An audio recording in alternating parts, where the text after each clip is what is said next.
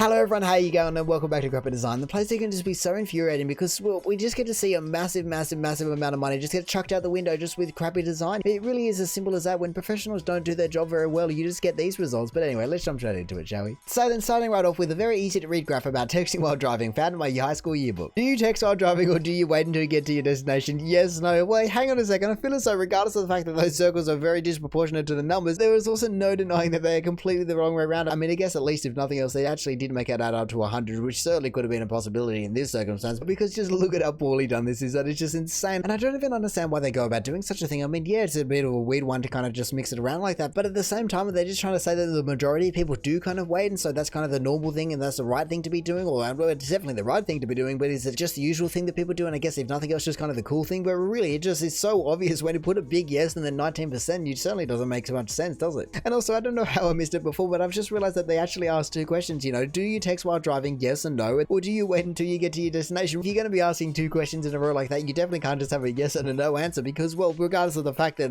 obviously the circles are completely the wrong way around, really, what is it in relation to? Because let's just imagine for a minute the words and the numbers have actually just been switched around in terms of the circles. You know, they're actually meant to be the other way around, but there was some kind of typo or some kind of miscommunication or something like that, but it still does nothing to address the fact that they actually asked two questions and then gave a yes and a no response. Like, how is that ever going to work? And considering the fact that this is an educational resource, like they said, it's obviously in a high school textbook or something like that, and you're just stuffing up to this extent when you're obviously trying to actually get the attention and, I don't know, just educate kids on the dangers of doing this. And really, just how could you stuff something like this up? You know, surely there's just a massive team of people that just meticulously go through all of this. And so really, it just makes me wonder how this got through in the first place, but also just, well, what was the original question that they actually asked that this data is in relation to? Because an 80-20 split flipped the opposite way definitely is a massive difference. And so is there a whole bunch of people that are texting and driving, or is there actually just a whole bundle of people that are doing the right thing? You know, as it says, do you wait till you get to your destination? And really, I hope that this data is kind of incorrect and kind of correct at the same time, and I hope that it's just a big fat 81%. Actually, well, I hope it was actually a bit higher than that, but I hope it's just a yes. This is not vitamin D, it's an emoji on a bottle of magnesium. Wait, hang on 1 second. The fact that we have just gone from an educational thing to now the medical industry just having things like this, that is just so poorly designed. And in saying that, I feel as though it's definitely worse than the last one, because, well, you don't want to be kind of mixing these two things up if you actually need to have one or the other. And even though it is only one letter off, really, it can make a massive difference. If someone is actually needing vitamin C or actually needing vitamin D, really, it's not going to be working too well if they're actually taking this one. I mean, I guess looking to the top left, you can certainly understand where it came from, and that's just kind of their logo, but really, surely you're just not allowed to put something that big and bold on the front of any kind of bottle. I mean, hey, at the same time, I'm sure if you did get lawyers involved in this entire thing, they would probably just go, well, it's up to you to do your due diligence and just kind of read the label. But now I'm just wondering if this is something that they've done on all of their bottles, or is it really just something that they've done on this bottle, or if maybe it's just a vitamin bottle, just to kind of screw with people, or not intentionally, of course, but just really to make it difficult. Because even though this is crappy design, at the same time, it is kind of a niche problem to have. You know, you're obviously after vitamin D. I guess maybe you didn't, and you were one of the lucky ones to actually read the label. But on the other hand, I can understand how something like this could occur, because if they're just doing blanket one size fits all kind of packaging, then I can only imagine they're virtually on every single one of the other bottles, and it's just going to be fine. You're not going to really confuse it, and you actually are going to have to read the label. But no, what can I say? I can certainly understand how this is just a major problem. If you kind of pointed in the direction of the vitamin D and then you saw that, you would definitely be grabbing that one over any of the other ones first, wouldn't you? They just don't go together. Wait, hang on 1 second. I just don't even understand how this is ever meant to be a thing. What do you mean they just go together? I definitely have to agree with the title. They definitely do not go together. I mean, unless they're talking about the coffee cup going inside the donut hole, but that's going to be one hell of a donut hole to fit an entire coffee cup in there. But really, no, they do not just go together. And how the hell does anyone even make this mistake? You know, like I said with some of the other ones, I can kind of pick it apart and kind of understand where it might have come from. But surely somewhere along the way, from the graphic design into the approval process and all of that stuff, surely someone realized that they just do not go together. I mean, I guess in saying that, I can understand how this would be made, because I can only imagine that the graphic designer or whoever actually did this just got one puzzle piece and then just kind of copy and pasted it over to the other side and put a donut on it. But like I said, surely for a chain of restaurants, is what I can only imagine this is, surely there was some kind of approval process, and just what, no one picked up on that? And also, speaking about grabbing images offline and just kind of whacking them up, have they really just gone and made a fake PNG thing behind the puzzle pieces? Is that really what they've done? Because that's certainly what it looks like. So wow, I'm honestly just reminiscing in the fact that this is just so bad, from the puzzle pieces to the words, and even just a slogan is terrible as a slogan. Like, what do you mean? That certainly doesn't advertise anything to me. So if I'm honest, that's an advertisement. It actually does quite a good job of advertising just how crappily designed and how crappily run your entire chain is. And even just the fact that they put a red underline under the words, like, it doesn't even mean anything, considering you've got all these low-hanging fruits right here and it just breaks it up. It certainly doesn't look like a true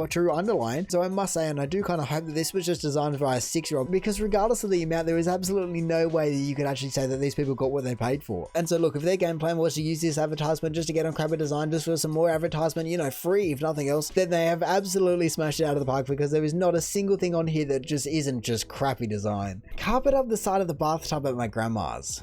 Would you look at this? We've come crawling back to the classics. You know, you can always just count a little bit of carpet in the bathroom just to really get you feeling like you want to vomit, can't you? And even just the fact that there's a little bit of peeling wallpaper in the background, this bathroom is just the whole package, isn't it? I mean, to be honest, every single time I see any of these kind of carpeted bathrooms, I never understand why they stop at the lip of the bath. I mean, surely if you're just going to be having that kind of wet environment where really you just don't care about your carpet anymore, surely you just gotta actually go stuff it. We're putting it in the bathroom just to make it nice and soft. Because even though I can certainly say that I've never seen carpet in the bathroom, I've never tried carpet in a bath, really, I can only imagine that it would be quite a soft and nice experience. I mean, look, I do have to give credit where credit's due. They haven't gone the full hog that we've seen in some of the other ones where they're just going to do, I don't know, fluoro pink carpet or something like that, and you just go, oh my god, it's gorish on the eyes. At least this one has certainly started out as kind of a browny, creamy, so to say, or man, I certainly hope that it started out as that and it wasn't a white carpet to begin with. But in saying that, it will absolutely never take away the entire novelty of the thing because it just doesn't make sense. And really also looking at it, I've just realized that they have a bath mat. Like, why the hell do you want a bath mat? You're just going to be putting a rug on top of your carpet. I mean, I guess thinking about it, people actually do kind of do that, but really not in the bathroom. Surely you're just going to be transferring one soaked rag to another soaked rag. But I must admit, on top of all the other things that you really have to kind of question about it, I just always question who bought this place, or more so just who installed it in the first place. Because I feel as though I certainly have some questions for you to ask for your grandma if she was actually the one that installed this. And also, really, I guess I would never be buying a house that had a carpeted bathroom unless I just knew that it was, I don't know, tiles underneath and I'm just going to rip it up anyway. So in that case, I feel as though the first question should definitely be, did she install it / actually buy it and when she moved in? Because I'm sorry, but that option definitely just puts her at the top of the list for being a psycho. Then one under that is actually just buying a house with this one and not ripping up and just kind of using it for however many years, because that just doesn't make sense and it's almost just as bad. And then of course it just kind of continues down from there, from just kind of buying a house with ripping it up and then just buying a house that is, well, I guess just not made by a psychopath. I mean, look, perhaps calling someone a psychopath over something like this is a little bit too far, but you're certainly not a germaphobe if you're making anything like this. So look, what can I say besides I'm sorry that this person actually has to tolerate this, because I would certainly never want to be anywhere near this bathroom. I can only imagine the smell as well. Oh god. But I must say that bath definitely doesn't look as though it's freestanding, so surely there's got to be some tiles under there. But I now speak directly to the poster when I say surely you can just put in a little bit of elbow grease and just make the world a better place by getting rid of that just crappy old carpet. New York, London, Tokyo, New York, and Barcelona. Oh, I do always hear about New York. You know, it's always getting attacked by different kind of monsters and aliens and all of that kind of stuff. And I must say, for an English-speaking country and also an English-speaking city, it's quite a strange kind of word structure to have a double V at the end of the word. It doesn't really make sense. But I guess in saying that, well, what I know, I've never been to New York, and really, I've never really even seen it on a map. So unless something's recently gone through a name change, it must be a tiny, tiny town, because like I said, I've never seen it on a map before. And in that case, it begs the question, how the hell did it end up next to London, Tokyo, and Barcelona? Like, really, it just doesn't make sense. But no, what can I say? I feel as though it just completely speaks for itself. I mean, it obviously says love in a whole bundle of cities, but really it just speaks volume as to how low effort and just how low quality this entire design is. Because let's not kid ourselves and say that no one noticed this. There is no way that that actually got through as a real carpet. Actually, people went, yeah, that is actually what it's meant to be. No, they're definitely just realizing they went, stuff it, you know, double V, double U, double Y. Who cares? Just replace one of them with an uppercase V. They would never notice. We just need these cups out the door yesterday. And that, ladies and gentlemen, is the only way that this cup would have been born, because I refuse to think and even just contemplate or even just give it any thought that this wasn't actually realized prior to actually being manufactured. But no, to be honest, it does make me wonder which city this has actually been made in, because obviously London's first, but then I feel as though the fact that they've just managed to try to squeeze New York in there just makes me feel as though it's more New York. I really don't know, and I'd love to know, because what can I say? It just doesn't make any sense to try and do this. And really, if they're trying to go 1, 2, 3, 4, then really the Barcelona doesn't fit either. You know, it's a C's in the fourth place, not the E. So hey, what can I say? I hope someone's just going to whip this up in 5 minutes, not even just maybe 1 minute, just kind of send it out the door and didn't charge anyone for it. I guess in saying that, maybe it's marketed some exorbitant price just because it's marketed as a gag gift, just because they stuffed it up. But if this cup is actually more than $1 and you really didn't actually buy it as a joke gift, or even just because it's called surely one of a kind, then I honestly don't know what to say to you, because really you've just been scammed out of your hard-earned money just by one of the crappiest designs I've ever seen. The shower in my dorm freshman year, I'm only 5'7". Wow, that is actually kind of impressive. I would have thought that would have been against regulation or just codes and just building codes and whatnot, because surely there is no way that having a 5-foot high shower is anyone allowed to be installed and built as part of the building, because, well, I guess for this exact reason. But I must admit, I do have some other questions about the entire thing. I mean, I guess this might be a one-off, but really I thought people only kind of went away from home when they actually went to college in the US, not when they actually just started high school. I mean, exactly like I said, maybe this is a little bit more of a unique situation, but really if one person's boarding, then I can only imagine there was a whole suite and fleet of people that are actually boarding. And so is every single shower like this, or is this like the one shower? Like, how the hell does that work? And how the hell does anyone even take a proper shower when you're just originally being showered from the neck down? I mean, I guess if you never wash your face and your hair and you just really like dreadlocks, then this is probably going to be the perfect shower for you, because nothing is ever going to get washed above the neck. But in saying that, I feel as though anyone that would fit that criteria is definitely going to be less than the amount of people that board. And like I said, that's already kind of a unique situation. And also, I don't envy this situation at all, because really, if that's the amount of effort that they've put into the shower head, I can only imagine that the hot water situation is going to be pretty poor, and well, you're not ever going to be having hot showers if you ever even get to have a shower. And I also feel as though I just glossed over the fact that she said she was 5'7", like really, like I said, that shower head is at 5 foot, and so I don't know how you're going to be doing it if you're 6'5" or anything like that. There is no way you're ever going to be able to get a shower that doesn't just kind of do above your knee. And so look, I will be the first one to put my head up and say that I do not envy this shower situation one bit. And I also feel as though this just goes beyond Crappy Design, because really, you know, some of the other ones, you know, they're just a sign here and there, they're just an advertisement. Yeah, that sucks, but something like this doesn't affect the business down the road. No, it could affect you every single day, day in, day out. And so I hope you can get the situation fixed, but really, I have absolutely no idea how the entire situation will work out in that regard. And so I don't know, as well as being a crappy designer, it's definitely just a crappy situation. Renovations done to a 500-year-old tower. Wait, hang on a second. I'm trying to come to grasp with everything that is going on here, because it looks as though there's an entire kind of, well, at least audio setup with a massive boom mic, and I can only imagine there's a cameraman down there as well. So is this some kind of episode of Grand Designs that has gone horribly wrong? Because besides the fact that that is one of the ugliest things I've ever seen attached to a castle, and really castles aren't meant to be made to look pretty, but it is just such a juxtaposition between a castle that has been there for 500 years and a fibro shack that probably won't be there for 5. I mean, I can only assume that given the fact that the title said Renovations, it is probably someone's house and they chose to this, but really just check your taste, because there is no way that anyone should be doing that to a castle of everything. And look, I have absolutely no idea, but let's say the castle is cheap in the first place and then you don't have much money to kind of put on a renovation, but it needs it, then I can understand how a fibro shack would actually work well in that situation. But really, could you just paint it a little bit to change the color from blue? For goodness sake, you don't even have to go and kind of match the entire thing and individually paint every stone into it. No, you could just go and make it like a modern grey or something like that, kind of the same color as the gutters that they've gotten. So really, I just don't understand the entire thought behind this, and I also want to see the inside. If that's what the outside looks like, oh man, I don't want to see the inside, I feel,